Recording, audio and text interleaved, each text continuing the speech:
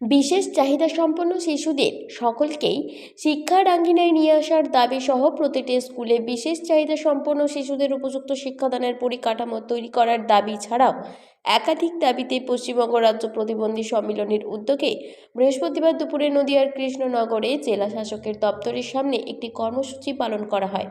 পাশাপাশি এই দিন ডিস্ট্রিক্ট প্রজেক্ট অফিসার ও জেলা শিক্ষা দপ্তর আধিকারিকের কাছে তাদের দাবি সম্মিলিত লিখিত আকারে একটি স্মারকলিপিও জমা দেন পশ্চিমবঙ্গ রাজ্য প্রতিবন্ধী সম্মেলনের সদস্যরা।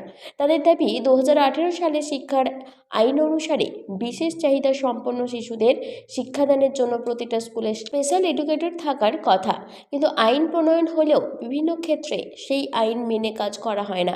অবিলম্বে সংশ্লিষ্ট আইনকে মান্যতা দিয়ে বিশেষ চাহিদা সম্পন্ন শিশুদের স্বার্থে তাদের শিক্ষাদানের প্রয়োজনে নিয়ম মেনে ব্যবস্থা গ্রহণ করুক সরকার। এছাড়াও প্রতিবন্ধী কোথায় প্রশিক্ষণপ্রাপ্ত ব্যক্তিদের নিয়োগ করার পাশাপাশি সেই নিয়োগপত্র প্রকাশ করতে হবে। মূলত সেই কারণেই এই দিনের এই কর্মসূচি গ্রহণ করা হয়েছে সংগঠনের পক্ষ থেকে। শিক্ষা ব্যবস্থার মধ্যে আইন আছে, সে আইনে হচ্ছে বিশেষ চাহিদা সম্পন্ন ছেলেমেয়েদেরকে বিশেষ সুবিধা দেওয়ার কথা থাকলেও আমরা দেখেছি আইনকে বুড়ো আঙুল দেখিয়ে কাগজে কলমে আইন দেখাচ্ছে, কিন্তু ব্যবহারিক ক্ষেত্রে আমরা দেখেছি বাস্তবে সেটা হচ্ছে একজন প্রতিবন্ধকতাযুক্ত ছেলে বা মেয়ে তাকে ক্লাসের এক কোণে বসিয়ে রাখা, তাকে ঠিক মতন নার্সিং না করা, তারপরে তাকে বাড়ি থেকে নিয়ে আসার কথা, স্কুল পর্যন্ত আবার বাড়িতে পৌঁছে দেওয়ার কথা, সেক্ষেত্রেও আমরা দেখেছি বিরাট ঘাটতি।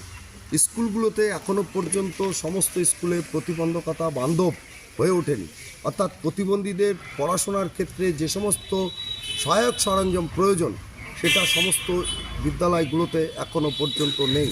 হয়তো একটা সদর এলাকাতে, একটা মহকুমা এলাকাতে 2-3টে স্কুলের মধ্যেই সীমাবদ্ধ রেখেছে, কিন্তু সেই ক্ষেত্রে বিশেষ চাহিদা সম্পন্ন ছেলেমেয়েদের শিক্ষার ভীষণ অসুবিধা হচ্ছে। আমাদের এই দাবিগুলো রয়েছে। সর্বোপরি যেটা হচ্ছে আরেকটা মূল দাবি, সেটা হচ্ছে সমস্ত স্কুলে 2018 শিক্ষা আইন অনুসারে স্পেশাল এডুকেটর থাকার কথা, সেটা কাগজে কলমে থাকলেও সুপ্রিম কোর্ট রায় দিলেও এখনও পর্যন্ত আমাদের রাজ্যের ক্ষেত্রে আমরা বিশেষ চাহিদা সম্পন্ন ছেলেমেয়েদের পড়ানোর জন্য বিশেষ প্রশিক্ষণপ্রাপ্ত শিক্ষক নিয়োগের প্রশ্নে রাজ্য সরকার অনড় রয়েছে। ফলে সবটা মিলিয়ে আজকে আমরা নদিয়া জেলা বিদ্যালয় পরিদর্শক নিয়ামকের কাছে আমরা আজকে ডেপুটেশন দেবো। আমরা সর্বশিক্ষা ডিপিওর কাছে ডেপুটেশন দেবো।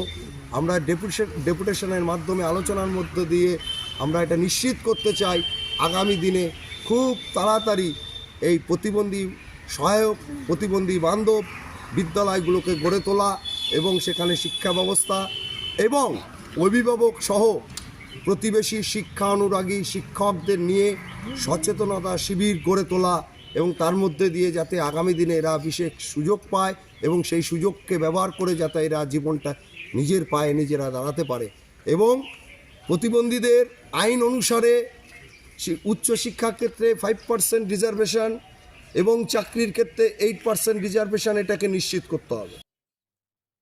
নদিয়া থেকে নিজস্ব প্রতিনিধির রিপোর্ট, 99 নিউজ বাংলা।